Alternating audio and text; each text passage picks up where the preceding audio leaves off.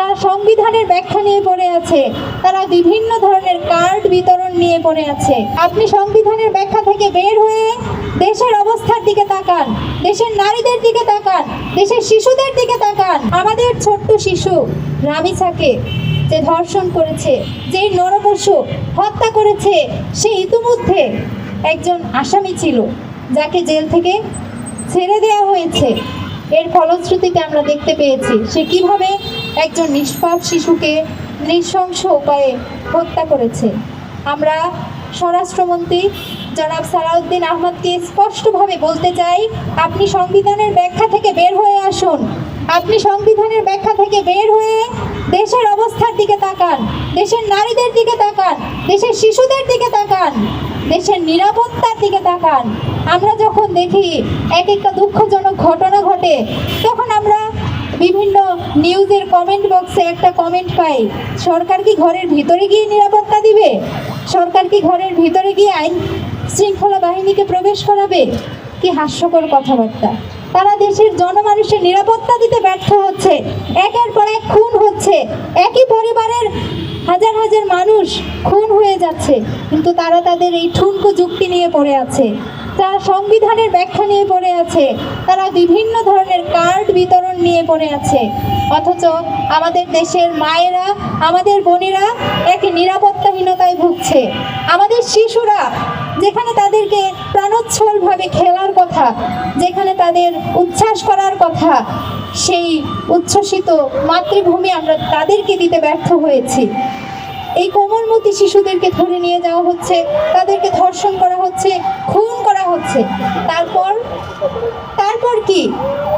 দোষী ধরা পড়ছে, জনরোষ থেকে বাঁচতে তাকে গ্রেপ্তার করা হচ্ছে। খোঁজ নিয়ে দেখা যাবে কয়েক মাস পর সে জামিনও পেয়ে গেছে। তারপর সে আরও বিকৃত মস্তিষ্কের অধিকারী হয়ে আরও অপরাধ করে যাচ্ছে। এর শেষ কোথায়? আমরা এ যাবৎকালে কোনো ঘটনার একটি দৃষ্টান্তমূলক শাস্তি দেখতে পাইনি। দেশের ক্রমবর্ধমান আইন শৃঙ্খলার যে অবনতি হচ্ছে, দেশের নিরাপত্তার যে অবনতি হচ্ছে, বিশেষ করে নারীদের এবং শিশুদের যে অনিরাপত্তা আমরা দেখতে পাচ্ছি, সেই বিষয়ে সরকারের আমরা ন্যূনতম কোনো ভ্রুক্ষেপও দেখতে পাচ্ছি না। বরঞ্চ আমরা কি দেখতে পাচ্ছি? সরকারের এমপিরাই নারীদেরকে ভোগ্যপণ্য বানাচ্ছে। অত্যন্ত লজ্জার আমাদের জন্য। যেখানে আমরা নির্বাচনের আগে দেখেছি তারা নারী নিরাপত্তার বলি বলছে, তারা নারীদের অধিকারের কথা বলছে, সেখানে ভোটে তারা সরকার গঠন করার পরও নারীদের নিয়ে কোনো চিন্তা করছে না। তাহলে এসব কি নারীদের ভোট টানার জন্য ফাঁকা বলি ছিল? আমরা তো কোনো দৃশ্যমান কোনো উদ্যোগ দেখতে পাইনি সরকারের পক্ষ থেকে।